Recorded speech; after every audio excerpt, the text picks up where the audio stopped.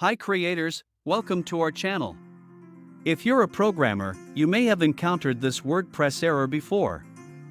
It's called a fatal error, unsupported operand types. The unsupported operand types error occurs in PHP when you try to perform an operation on incompatible data types. For example, trying to add an array to a string, subtract a string from a number, or divide a Boolean value by an integer. Here's an example of how this error can occur in PHP. In this example, we're trying to add the array $myArray to the string $myString using the plus operator.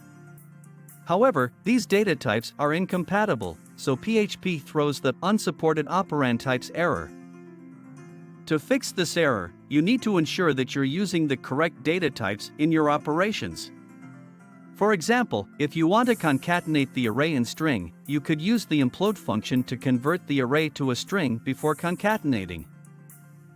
In this fixed example, we're using the implode function to convert the array to a comma-separated string, then concatenating it with the string using the dot operator. This results in the desired output without any errors.